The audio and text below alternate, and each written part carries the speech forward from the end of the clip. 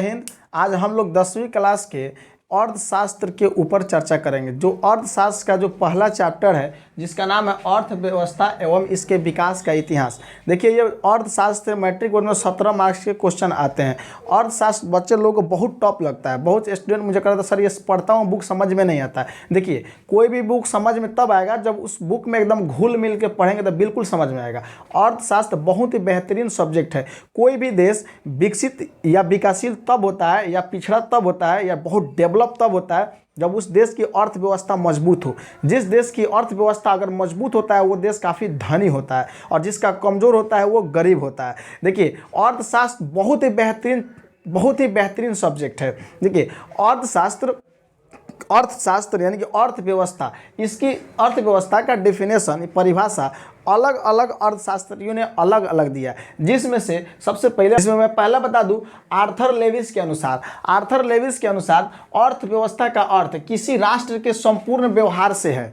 देखिए अर्थव्यवस्था का मतलब कोई भी राष्ट्र कोई भी देश है उस राष्ट्र के पूरा व्यवहार कैसा है, उसके संपूर्ण व्यवहार से कैसा वो उसका व्यवहार है। वहाँ का व्यवहार का बोला जाए तो वहाँ के लोगों का इनकम लाने की जरिया क्या है, वहाँ के लोग कितना मेहनती है, किस चीज़ में मेहनत करता है। यानी कि अर्थव्यवस्था का अर्थ किसी राष्ट्र के संपूर्ण व्यवहार से, उस राष्ट्र के पूर्णतः व्यवहार से जिसके आधार पर मानवीय आवश्यकता बोले जाए तो कपड़ा, रोटी कपड़ा, मकान और हम डेवलप भी करें ताकि हम दूसरे देश से हम आगे निकल जाए।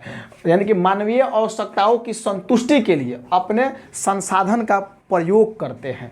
ये आर्थर लेविस के अनुसार अर्थव्यवस्था का डेफिनेशन है।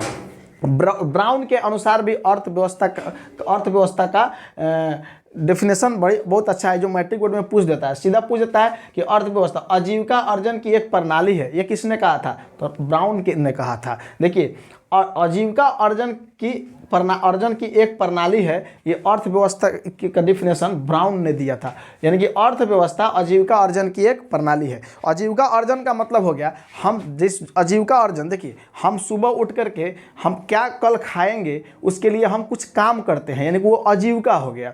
जैसे चावल, रोटी, दाल, कपड़ा, जो भी पहनने के लिए, खाने के लिए हम जो काम करते हैं तो यानी कि हम अपनी जीविका चलाते हैं। तो यानी जीविका चलाने के लिए जो हम प्रयोग करेंगे, जो हम काम करेंगे उसको कहा जाता है, हम ब्राउन के अनुसार उसको हम अर्थव्यवस्था कहेंगे। यानी कि अर्थव्यवस्था कहेंगे। अर्थव्यवस्था आजीविका अर्जन की एक प्रणाली है। ये ऑब्जेक्टिव क्वेश्चन में भी आता है, बहुत इंपॉर्टेंट क्वेश्चन है 10वीं बोर्ड के लिए। देखिए उसके बाद देखिए हम लोग का अर्थव्यवस्था बहुत मजबूत होता, लेकिन हम लोग का देश 200 सालों तक अंग्रेज़ों का गुलाम था और हम लोग अंग्रेज़ों का उपनिवेश बने हुए थे। देखिए उपनिवेश समझ में नहीं आता है कि उपनिवेश क्या है। देखिए उपनिवेश समझ में नहीं आता कि उपनिवेश क्या है। जब कोई शक्तिशाली देश या बड़ा देश किसी कमज़ोर या छोटे देश के ऊपर आकर के उस पर अपना आधिपत्य जमा ले, यानी अपना उस पर शासन चला ले और उसके टोटल संसाधनों पर उसका अपना अधिकार हो जाए, तो वहाँ के जो बड़ा देश है वो बड़ा देश का छोटे देश के जो लोग हैं वो उसका उपनिवेश हो जाएगा। जैसे हम लोग अंग्रेज़ों के 200 सालों तक उपनिवेश थे, ऐसे हम बोल सकते हैं, और रियल में थे। और अंग्रेज़ों ने हमें 200 सालों तक अपना उपनिवेश बना करके रखा था। अंग्रेज़ों ने हम लोग को 200 सालों तक उपनिवेश बना करके रखा था। उपनिवेश समझ में आ गया। देखिए उपनिवेश समझ में नहीं आता है क्या है, बिल्कुल समझ में आ गया। जानने की ज़रूरत क्या है? देखिए तो अर्थव्यवस्था हम इसलिए जानते हैं, इसकी ज़रूरत इसलिए पड़ता है क्योंकि इसके लिए मानव को, जो दुनिया में जितने भी लोग हैं, मानव को 2 चीज़ की आवश्यकता पूरी हो जाती है। सबसे पहले लोगों की आवश्यकताओं के लिए, यानी अर्थव्यवस्था को संपादित करने वाले कार्य, लोगों की आवश्यकताओं की संतुष्टि के लिए विभिन्न प्रकार की वस्तुओं एवं सेवाओं का उत्पादन करता है। जैसे देखिए ये पेपर है, मैं मान लूँ कि ये पेपर है, तो OMR है मेरे कोचिंग का। ये क्यों बनाया है किसी ने? इसलिए क्योंकि हमारी आवश्यकता पूरी हो जाए। इस पर बच्चे एग्जाम दे देंगे, इस पर हमारी आवश्यकता पूरी हो जाएंगे।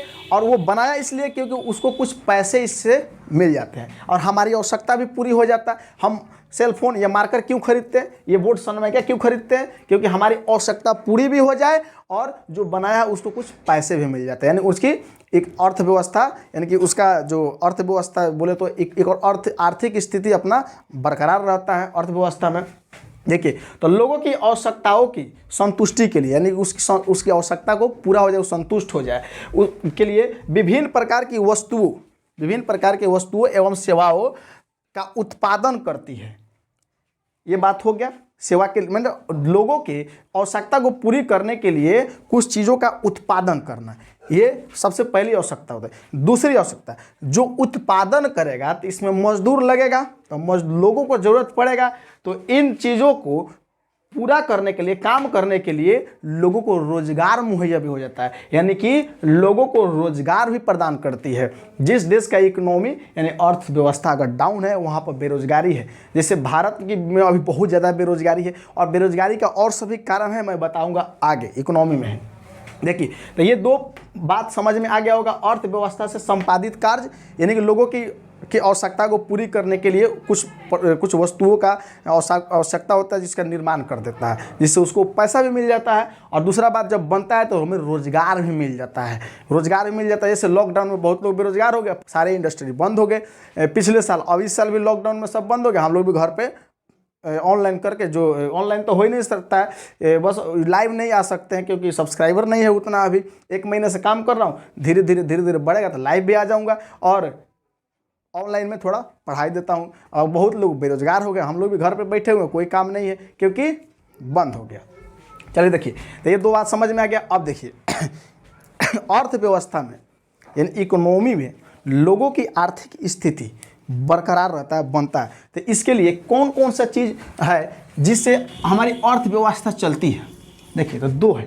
सबसे पहले हम कच्चा माल उगाते हैं। कच्चा माल कहाँ? खेत में। मान ली कि हमने गन्ना उगाया, क्या उगाया? गन्ना। तो ये कच्चा माल अभी एकदम शुरुआती है, गन्ना उगा दिया। अब इस गन्ना को हम उगा दिए तो इसको हम कहेंगे प्राथमिक क्षेत्र कहेंगे, यानी कि खेतों में उगा लिए, इसको उगा करके इसको कहीं पर हम उद्योग में देंगे, यानी कि बड़े बड़े इंडस्ट्री में, चीनी मिल फैक्ट्री में देंगे, तो उसको हम कह देंगे द्वितीयक क्षेत्र कहेंगे। इंडस्ट्री में चलेगा, उसको चीनी बना देगा, और चीनी बनाने के बाद और हम लोग बेचेंगे, इसको बेचने के बाद में बैंक में पैसा डालने जाएंगे, तो हमारा एगो सेवा कर रहा है बैंक, हमारा हेल्प कर दिया, एगो सेवा कर दिया, तो उसको कहते हैं तृतीयक क्षेत्र। देखिए, कहने का मेरा मतलब ये हुआ कि अर्थव्यवस्था की संरचना 3 होता है। सबसे पहला प्राथमिक क्षेत्र, द्वितीयक क्षेत्र, तृतीयक क्षेत्र। देखिए, प्राथमिक क्षेत्र क्या है? प्राथमिक क्षेत्र का मतलब कि अभी शुरुआती, जैसे कच्चा माल, रॉ मटेरियल समझ लीजिए। अगर ठेठ भाषा में अगर कहें, जैसे हमने खेत में उगाया कोई चीज़, तो ये होगा प्राथमिक क्षेत्र, खेतों में उगा दिया। हमने इंडस्ट्री वालों को दे दिया कि भाई तुम गन्ना उगा दिया, तुम चीनी बनाओ, तो वो हो गया द्वितीयक क्षेत्र।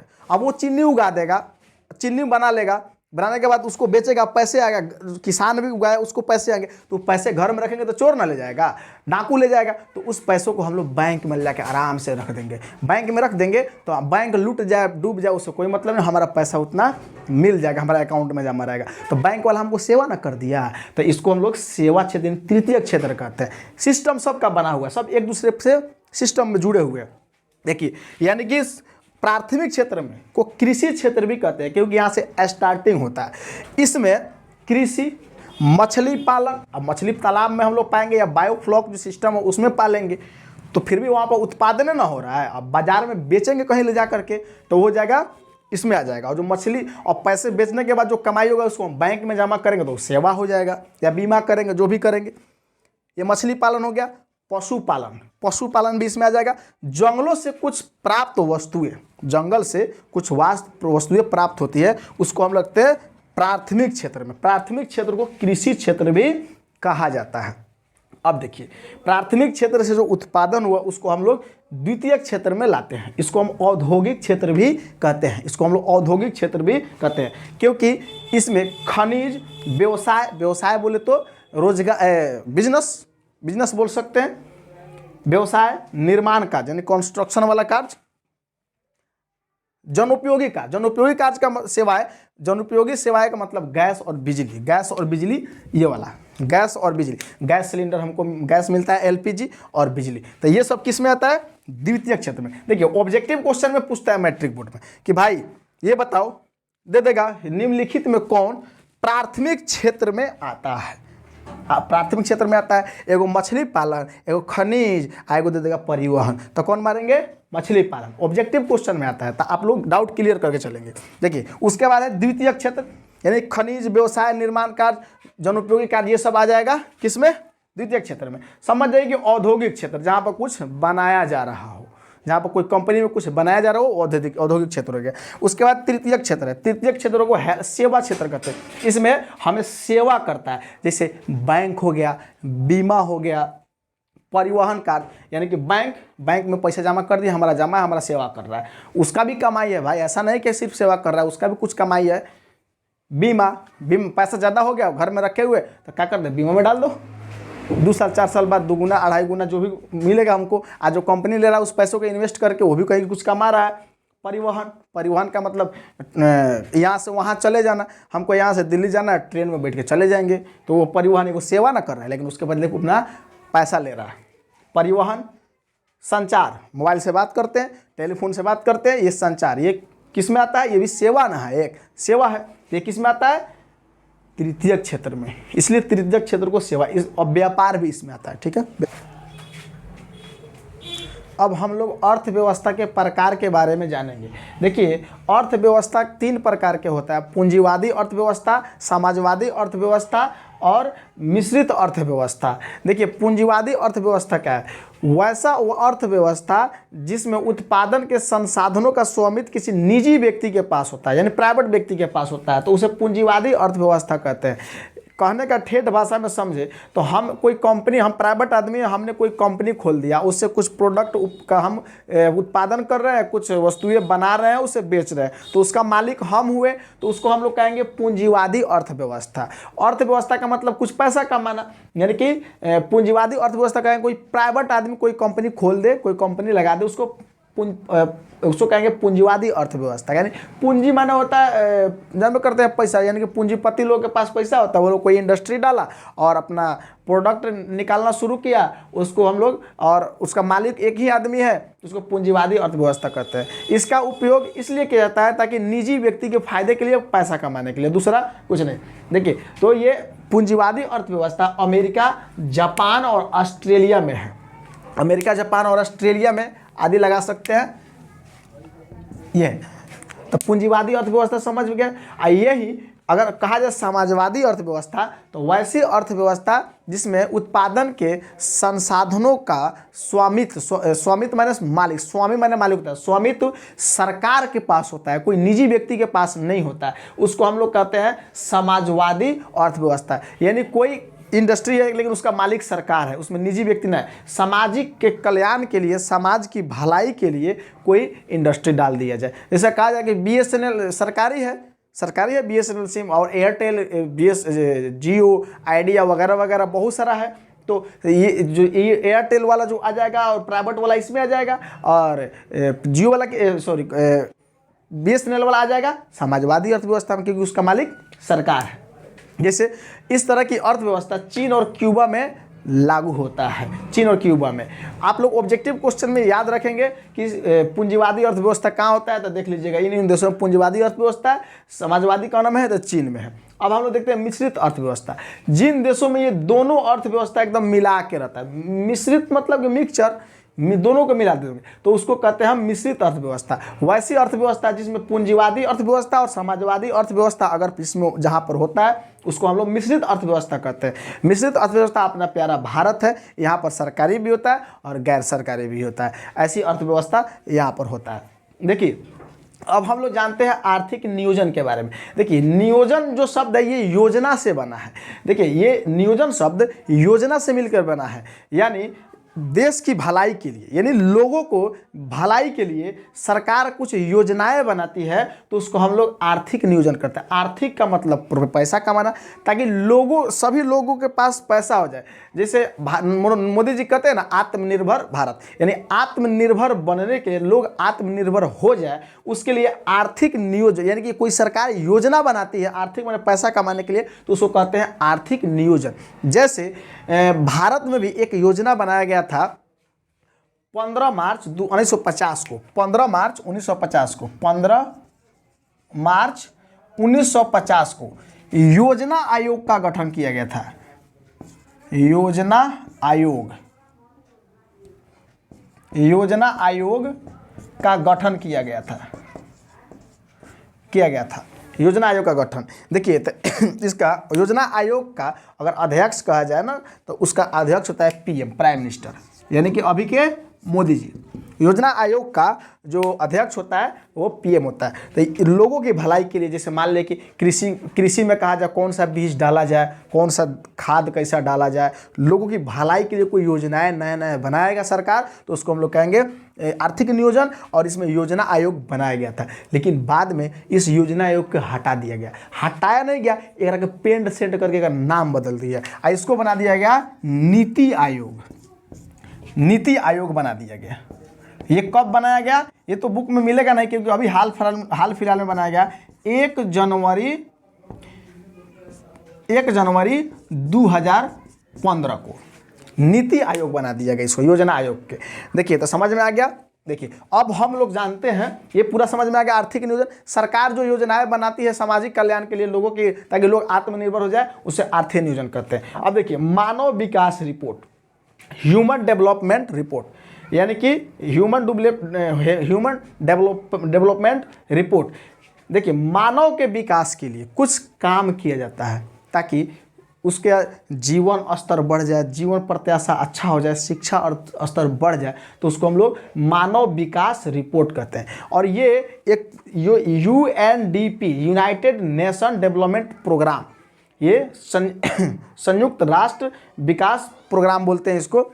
देखिए ये एक डेटा निकालता है, किसी भी देश का देखता है कि वहाँ के जीवन प्रत्याशा क्या है, वहाँ के शिक्षा स्तर क्या है, वहाँ के जीवन स्तर क्या है, वहाँ के लोगों को स्वास्थ्य कैसा है, लोग पढ़ा लिखा है कि नहीं है, वहाँ के लोग के पास पैसा कितना है, वहाँ के लोग खुशहाल कि नहीं है, ये सब का एवरेज निकाल लेता है। और एवरेज निकाल करके एगो डेटा तैयार करता है, एगो सूचांक तैयार करता है, तो उसको कहते हैं मानव विकास सूचांक, ह्यूमन डेवलपमेंट इंडेक्स, मानव विकास सूचांक। ये मानव विकास सूचांक ये हमेशा 0 से 1 के बीच में ही निकाला जाता है, ये एवरेज निकाला जाता है। तो जिस देश का अगर मान लेते हैं कि अच्छा है तो यानी कि ज़्यादा है, तो समझ जाइए जिस देश का ये SDI ज़्यादा है यानी कि 1 के करीब है, तो उसको कहेंगे कि अच्छा कंट्री है, डेवलप कंट्री है, यानी कि बढ़िया, वहाँ के लोग खुशहाल है। और जिसका कम होगा तो कम होगा, यानी कि ये सब में जीवन स्तर, वहाँ के लोग शिक्षा अच्छा नहीं होगा, पढ़े लिखे नहीं होंगे, जीवन स्तर अच्छा नहीं होगा, जीवन प्रत्याशा अच्छा नहीं होगा, तो वहाँ का कम होगा। यहाँ पर देखा जाए तो भारत का SDI सूचांक 0.611 था, 611 है। और वहीं भारत का, किसका, भारत का। और वहीं नॉर्वे का 0.965, नॉर्वे का यानी सबसे ज़्यादा नॉर्वे का, और भारत का इतना है। ऐसे श्रीलंका का भी भारत से ज़्यादा है। आपके बुक जो यहाँ पर दिया हुआ है, ये जो अर्थशास्त्र है, यहाँ पर ये डेटा दिया हुआ है, यहाँ पर ये डेटा दिया हुआ है, ये 2004 के अनुसार किस किस देश का कितना SDI था, इसको आप लोग देख लेंगे। यहाँ पर दिया हुआ है नॉर्वे, ऑस्ट्रेलिया, श्रीलंका, पाकिस्तान, भारत, चीन, बांग्लादेश, सबका दिया हुआ है। आप लोग यहाँ पर डेटा इसका देख लेंगे। चलिए देखिए, तो SDI समझ में आ गया। और ये सूचांक कौन निकलता है, तो UNDP, United Nation Development Programme, ये निकालता है। कैसे, लोगों का जीवन प्रत्याशा, शिक्षा स्तर और जीवन स्तर दे करके इसका एवरेज निकालता है और देता है पूरे देश का। सक्रिय आय क्या है, अगर किसी देश में एक साल के अंदर में अपने संसाधनों द्वारा या और प्रक्रियाओं द्वारा कितने इनकम होता है, कितना कमाई होता है, उन कमाई को हम लोग राष्ट्रीय आय कहते हैं। अगर कोई देश एक साल में अगर मान लेते हैं कि अगर 100 रुपये कमाता है, मान लेते हैं भाई 100 रुपये कमाता नहीं है, 100 रुपये कमाता है, तो उस देश की राष्ट्रीय आय हम लोग 100 रुपया कहेंगे। देखिए राष्ट्रीय आय समझ में आ गया, किसी देश द्वारा एक साल की अवधि में जितने रुपये कमाते हैं उसे हम लोग राष्ट्रीय आय कहते हैं। देखिए उसके बाद हम लोग प्रति व्यक्ति आय जानते हैं। प्रति व्यक्ति आय यानी कि प्रति व्यक्ति आय का मतलब हो गया कि किसी देश में एक व्यक्ति के ऊपर कितना इनकम आ रहा है। देखिए पर्सनली हम लोग नहीं देखेंगे, हम क्या करेंगे, पूरे देश में कितने इनकम आया है, राष्ट्रीय आय कितना है एक साल के अंदर में, और जितना हो जाएगा उतना हो जाएगा, और उसके बाद उस देश की जनसंख्या से भाग कर देंगे तो क्या हो जाएगा, उस देश की प्रति व्यक्ति आय हो जाएगा। जाहिर सा बात है जिस देश की अगर जनसंख्या कम है वहाँ की प्रति व्यक्ति आय अधिक होगा, यानी कि प्रति व्यक्ति आय बराबर राष्ट्रीय आय बटा कुल जनसंख्या, यानी राष्ट्रीय आय में हम कुल जनसंख्या से भाग कर दे। मान लेते हैं किसी देश का राष्ट्रीय आय 100 रुपया है, उस देश की जनसंख्या 10 है, तो क्या हो जाएगा, उसका प्रति व्यक्ति आय कितना हो जाएगा, 10 रुपया हो जाएगा। अगर मान लेते हैं कि 100 रुपया है ये राष्ट्रीय आय है और उस देश की जनसंख्या मान लेते हैं कि 50 हो गया, तो कितना हो जाएगा, 2 रुपया हो जाएगा, 2 रुपया हो जाएगा उस देश की राष्ट्रीय आय, सॉरी प्रति व्यक्ति आय।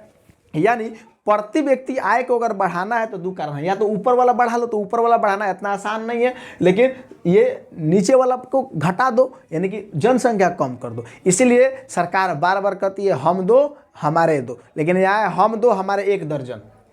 चलिए देखिए राष्ट्रीय प्रति व्यक्ति आय, राष्ट्रीय आप हम लोग समझ गए। अब हम लोग जानते हैं कि 2000 और 2003 के बीच में एक डेटा निकाला गया था पूरे भारत में, तो सबसे ज़्यादा पंजाब का प्रति व्यक्ति आय था, यानी कि 26,000 था पंजाब का प्रति व्यक्ति आय। दूसरे नंबर पर केरल था, जो केरल छोटा है लेकिन वहाँ बहुत पढ़े लिखे लोग हैं। वहाँ के भारत में समझ जाओ कि 100% साक्षरता वाला राज्य केरल है, छोटा सा है लेकिन बहुत डेवलप है। तो इसका था 22,800 प्रति व्यक्ति आय, और बिहार का सिर्फ 5700 था। बिहार इतना पीछे क्यों है, क्योंकि बिहार के पिछड़ेपन का कारण इसी चैप्टर में हम आपको पढ़ाएंगे, उसका भी वीडियो बनाएंगे। बिहार के पिछड़ेपन का कारण इतना ही है, बस 5,700। देखिए इन सब की अपेक्षा कुछ नहीं है बिहार में। बिहार के पिछड़ेपन का क्या कारण है, क्या क्या वजह से 8-10 वजह बता देंगे, और उसके बाद इसे सुधारा कैसे जा सकता है वो भी वजह इसी बुक में पढ़ना है, बहुत इंपॉर्टेंट क्वेश्चन है वो। देखिए जिस देश में अगर किसी व्यक्ति का प्रति व्यक्ति आय 4,53,000 है तो उस देश को हम लोग विकसित देश कहते हैं, यानी कि वो डेवलप है, समृद्ध देश है। जिस देश के कब 2004 के अनुसार जिस देश की प्रति व्यक्ति आय 4,53,000 है तो उसको हम लोग कहेंगे विकसित देश। और जो देश विकासशील है, यानी जिस देश के प्रति व्यक्ति आय 37,000 से कम है तो उसको हम लोग कहते हैं विकासशील देश, यानी वो समृद्ध देश नहीं है, वो पीछा देश है, यानी विकासशील है। देखिए तो 2004 में भारत का प्रति व्यक्ति आय 28,000 था भारत का। देखिए हम लोग अभी कितना पीछे हैं, हम लोग कितना पीछे हैं, हम लोग का पीछे का बहुत वजह है, यहाँ पर नेतागिरी बहुत होता है। तो पहले हम जानेंगे वस्तु विनिमय प्रणाली। देखिए वस्तु विनिमय प्रणाली पहले क्या होता था कि वस्तु से वस्तु खरीदा जाता था, यानी कि भैंस दे दीजिए और एक आधा खेत ले लीजिए, आप बैल दे दीजिए और उसके बदले कुछ ले लीजिए। जैसे हम लोग भी वस्तु विनिमय प्रणाली का यूज किए हुए, जैसे हम लोग भी स्कूल जाते थे तो पैसा नहीं था तो हम लोग इसमें धान चुरा करके और इसमें ऐसे रख करके ले जाते थे, हम लोग दुकान में बेच देते थे, 2-4-5 रुपया होता था, उससे हम लोग लंच में कुछ भूजा वूजा खाते थे। तो वस्तु से वस्तु को जब खरीदा जाए तो उसको वस्तु विनिमय प्रणाली कहा जाता है। जैसे बाद में सीधे मुद्रा है, जैसे आपके बिहार के थे शेरशाह सूरी ने मुद्रा चलाया था, रुपया चलाया था, दाम चलाया था, असरफी चलाया था, ये चलाया था धनिक लोगों के लिए, ये मीडियम लोगों के लिए और ये गरीब लोगों के लिए। अभी भी हम लोग जाते थे ना, कहते हैं वो कितना दाम बा, कितना में देब ना, कहते हैं हम लोग, तो कहते हैं कि कितना दाम बा। जो दाम चलाया था मुद्रा किसने, शेरशाह सूरी ने। रुपया भी उसने चलाया था, मीडियम लोग गरीब लोगों के लिए दाम। जैसे हम लोग गरीब है, जाते हैं कोई सामान खरीदने तो कहते हैं कितना दाम हो, कितना दाम हो, कितना में देब, दाम बताओ। ऐसे बोलते हैं ना हम लोग, इसका मतलब हुआ कि दाम, दाम बोले तो ये बाद में मुद्रा आया।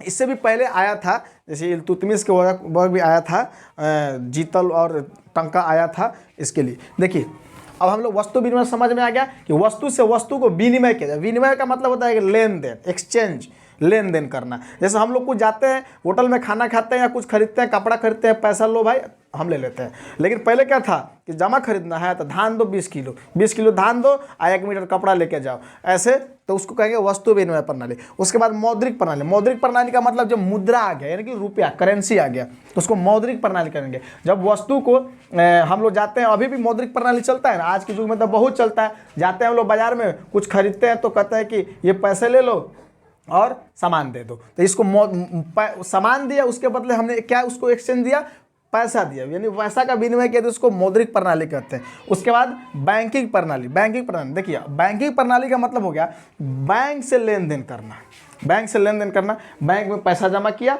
और बैंक से हमने पैसा ले लिया, तो बैंकिंग प्रणाली कहेंगे उसको।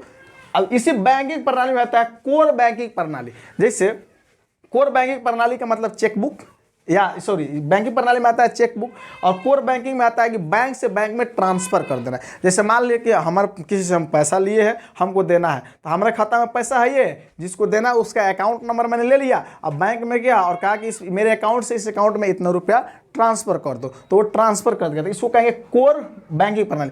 आज के युग में तो फोन पे, गूगल पे, पेटीएम, बहुत सारा कोर बैंकिंग प्रणाली आ गया है। एक बैंक में जाने का जरूरत नहीं है। हाँ भाई फोन पे बोलो, पेटीएम नंबर बोलो या QR कोड दिखाओ, सीधा स्कैन करो और दे दो। अब तो सब के सब